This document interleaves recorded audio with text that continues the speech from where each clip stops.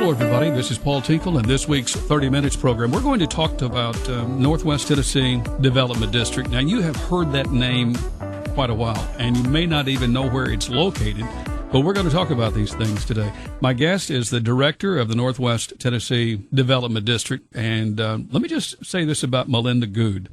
She has been I would call a good soul, and someone that has been giving extra time to a lot of people to help grow what they need to have to do the things that they need to do in their counties. And so with all of that, let me just simply say, Melinda, I'm really happy to hear that you are retiring because you have given so much through the years. How many? 40 years, is that right? 40 years, yes. In December, when I turned the calendar to January, I thought I'm starting my 41st year here. So I think, when I decided maybe that's enough. That's enough. Well, let's take for just a couple of moments. What does the director of the Northwest Tennessee Development District do? And the Human Resource Agency. That is something that most people in our area don't understand, that those are separated in two different agencies across the state. You oversee both of them? I do. Oversee both of them. So executive director for both. And so the development district side does what I call the planning for our 9 counties and 47 cities. So that they decide things that need to be done. They go after grants and help a community.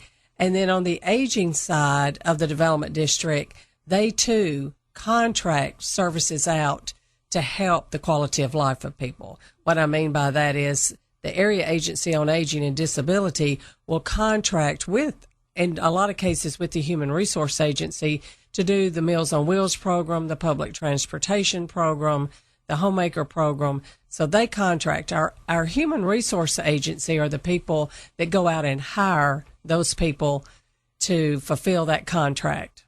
Well, let me see if I got this right. Now, there are 9 counties, is that right? That's correct. And they are? Okay, Benton, Carroll, Crockett, Henry, Dyer, Lake, Obion, Gibson. I left Gibson out, and Weakley. You got it right. Yeah. So here's my question. Am I understanding that the federal dollars that we pay in as taxpayers, that goes to Washington, and then Washington sends it back here to Northwest? Is that a fair assessment? We got to go through Nashville first. Okay. Tell me about it. We go through Nashville first. So, yes.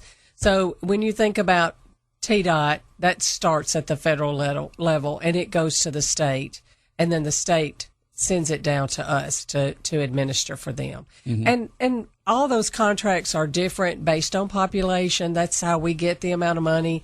That's why the census program is so important, that people, fill out their census, because we lost at the 2020. Our rural Northwest area was hit hard with our funding because of the loss of numbers of people that are living here. But yes, it starts federal and moves through. And then some of our programs, the Area Agency on Aging and Disability, is both state and federal. So, we're a little quasi here because we get state funding, federal funding, and then our local governments pitch in too. They pay dues to us every year to say we support the development district and the work you're doing and the help you give us, so they pay dues. So we get from 3 sources. A lot of people they don't even know what this place is and what you do. How many things are done, or how many services are provided out of the Northwest Tennessee Development District? Yeah, so I think that's such a true statement, and we have tried to overcome that for years. Like whenever I speak to different groups, I just spoke to the West Star group, and they don't understand how they don't know this. How do I not know about these programs? I think sometimes you don't know. A lot of our programs do deal with the aging population, so you don't know about that until you need one of those services. So on the Human Resource Agency side, public transportation is public, so anybody can use that. And I'm so proud of that, and really how that's developed through time, because when it started several years ago, probably 30 years ago, it was just a senior citizen van going and picking some folks up and bring them to the senior center. Now we are doing medical trips, dialysis trips. We carry our veterans to the veteran hospitals, and then we are also doing those trips for somebody that just needs to go to Walmart.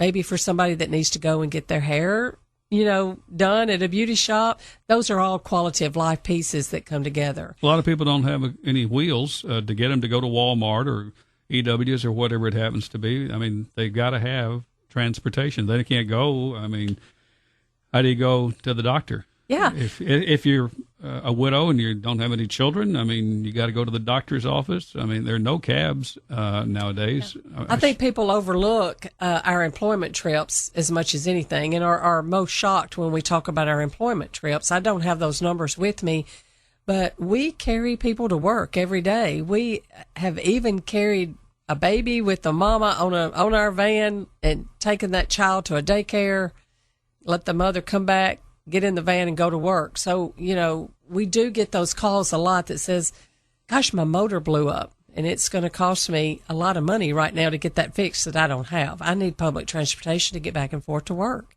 So that is a substantial piece of what we feel like getting the bills paid for that person, continuing their employment. So that's an important piece that I'm very proud of. A lot of people don't realize how many people have to go and go for medicine, go for medical. I mean, you and I both know there's a lot of people that have they have dialysis. That's right. Every 3 days, I guess. Every 3 days, yes. So. If you see our vans on the road on Saturday, that's what we're doing is our dialysis trips. We do run.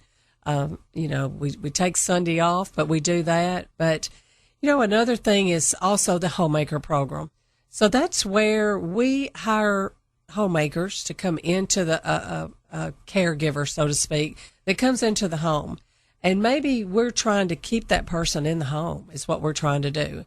And we can help them with bathing. We can help them with their medicine, just making sure they're taking their medicine. We don't administer medication, but we can also wash their clothes for them, help them, do light housekeeping, just mopping their floors, cleaning their bathrooms, and some things like that. So that's another important program I'm very proud of.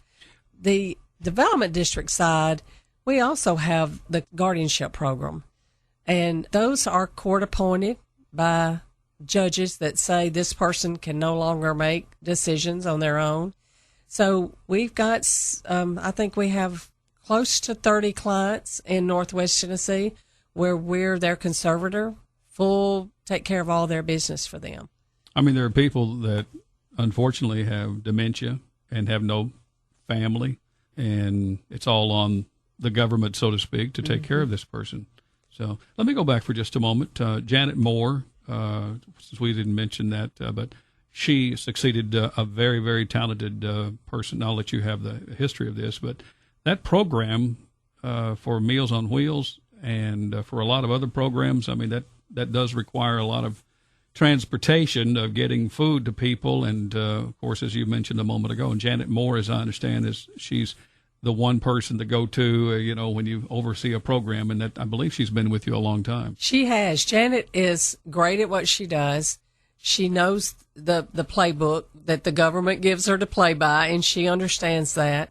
And she's so creative with the funding that we get and understanding maybe I can apply for this grant and apply for this grant, and I can buy a new van, and she's constantly crunching those numbers to see, maybe we need more handicap accessible vans than we do other vans.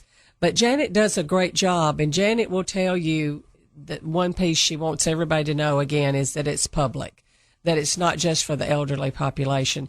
She did. Tommy Bradbury started that program.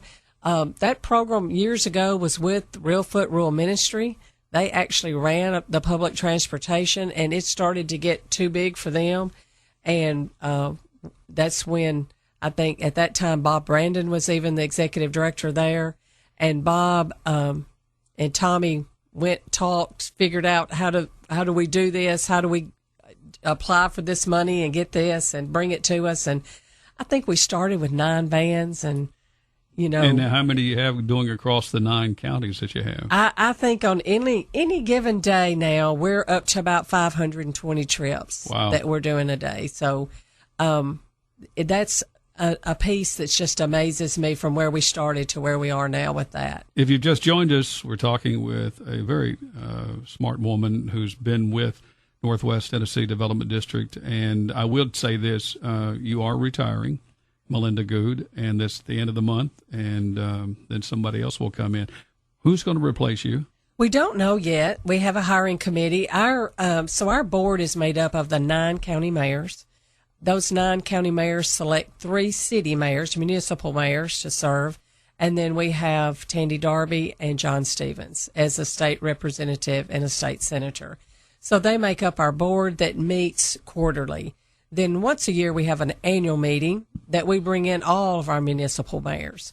The development district side, when we're writing grants and helping people with sewer and water, fire trucks, just helping our communities thrive in our rural areas, really, we have a harder time with infrastructure than other people do.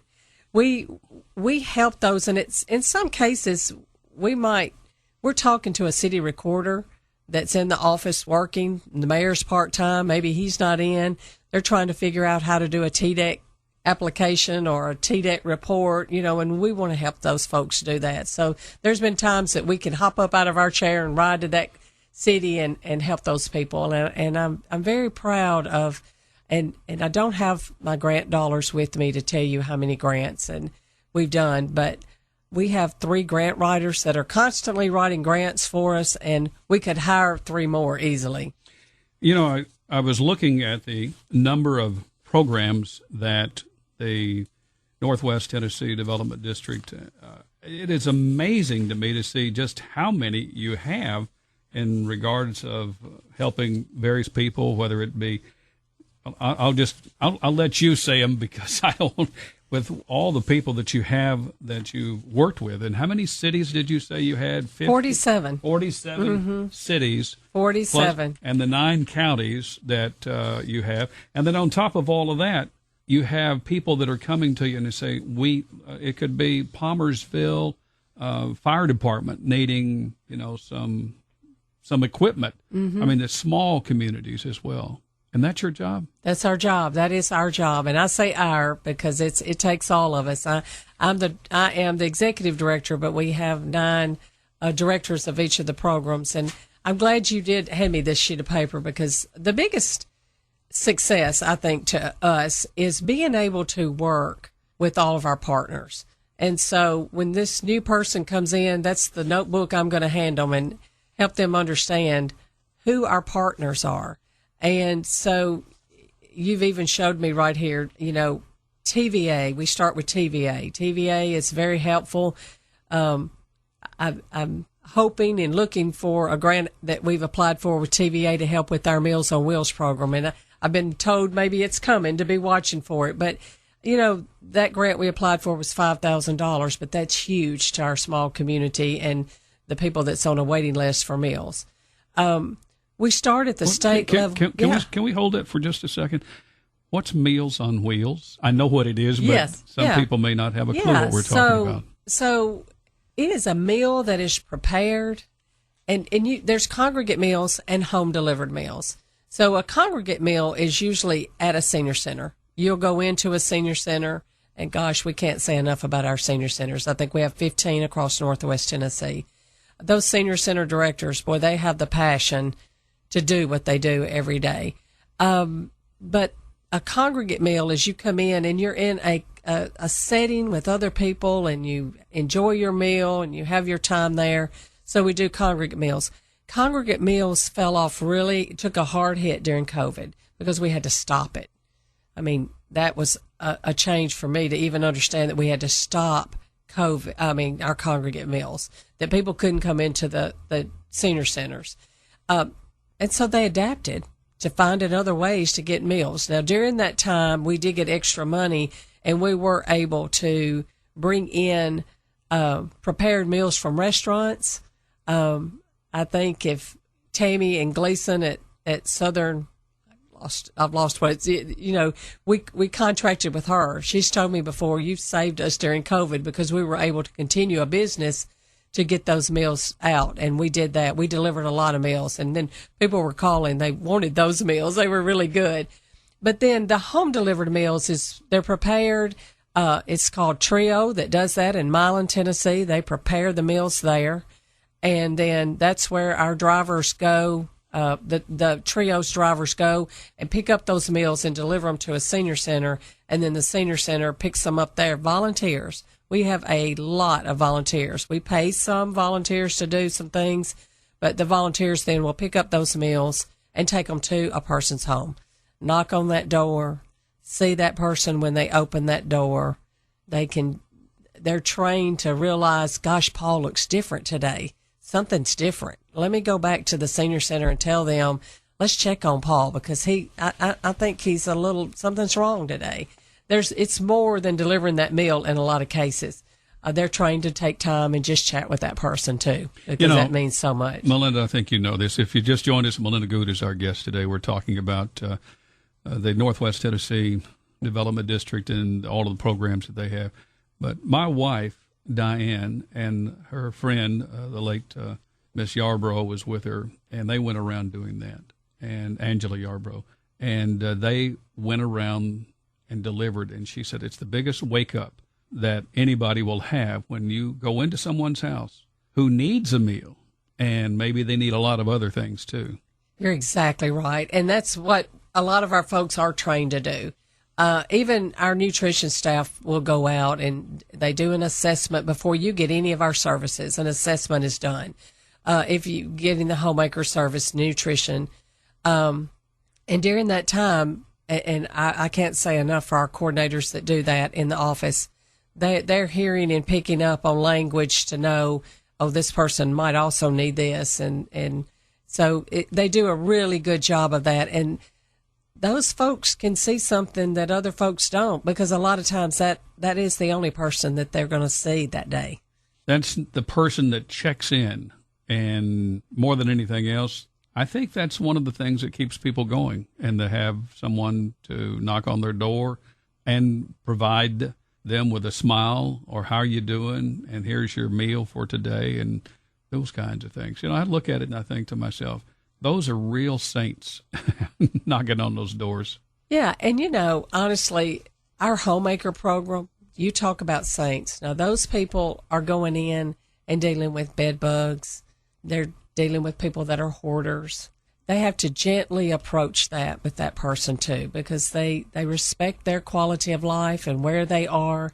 I think there's no judgment. We just meet them where they are and try to give them an opportunity to improve where they are. If they want to stay in that home, we want to help them with the bed bugs. We want to help them with the roaches. We want to help them take their garbage out. It's not a pleasant job. I mean, it's hard, and it takes a special person to go in with that attitude and do that. And Alice Bradley is the director of that program, and Alice is very proud of her homemakers. I think we have about 30 homemakers right now across Northwest Tennessee, and they've been with us for a while. Now, some folks will come and start, and they're gone. They're out the door really quick, but I'm sure there's a lot of programs that we haven't touched just yet, but this Northwest Tennessee Development District that we've been talking about that oversees or serves 9 counties, all of this started in 1973. Do you know the history of how this happened? Do you have that insight with maybe Robert Neal Glasgow, who was the city recorder here in Martin, and Bob Brandon and some other people, and perhaps even State Representative Ned McWhorter? I mean, I hear a lot of different things of how this happened to serve these other 8 counties in Northwest Tennessee. So give me your version of it. Yeah, well, those are great names to bring up. And I think Bob Brandon started at the airport. I think that's where he was. And, I've also been told that maybe Joe Hill helped to implement the programs for us, because I think the Human Resource Agency, I've been told, and I cannot find this documented in history, but that we were one of the very first nutrition sites in the state started in Henry County. So I've just always been told that since I've been there, that was the very first nutrition site. But Bob Brandon started the development district first, I think, and then the Human Resource Agency came next. And because of how well it was established, that board said, let's put them together. That's how it happened. And so I think when we're the only one in the state, people call us all the time and want to know, how do I bring them together? And I said, I don't know. We've always been together.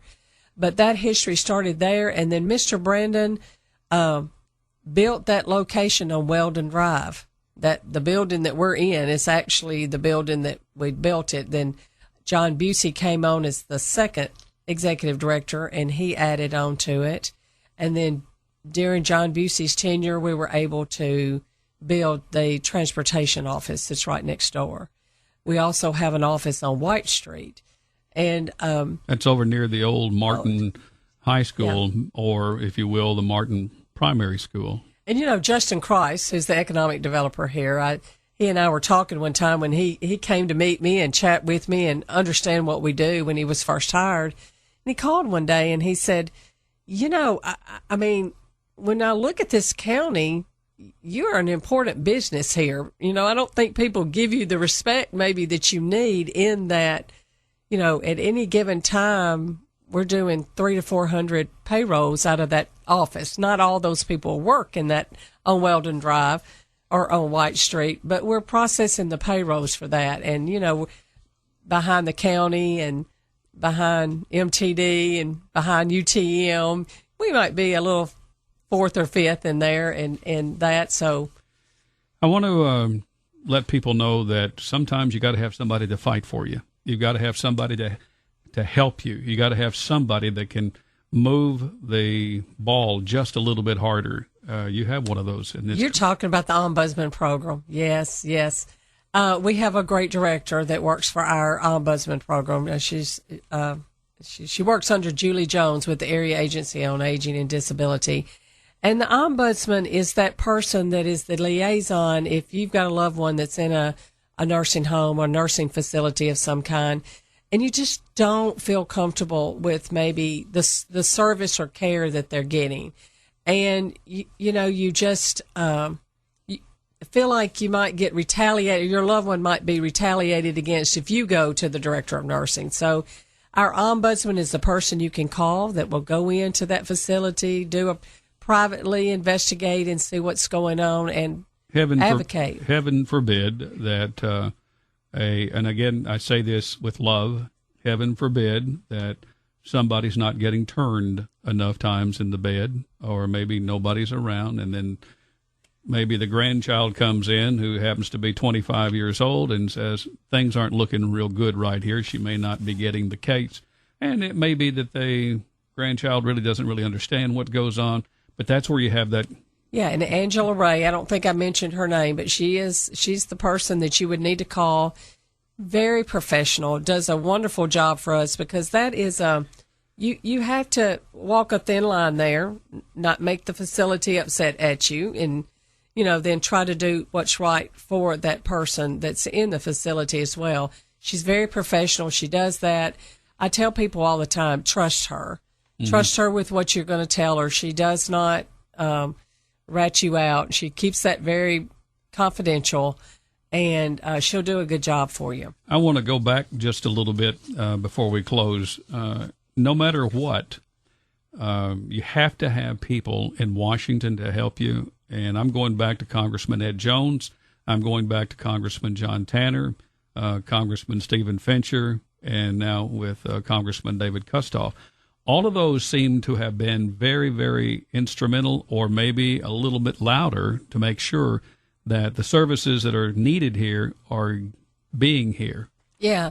So I don't go back to Ed Jones, but when I started, there was, Congressman Tanner, and I've been through them. That's the fun piece about that, is learning what they want out of our development district too. And I think that's the biggest thing, is me having a conversation with them and being able to say, this is your district. What do you want out of it? Tell me what you want out of it, and let me do that for you.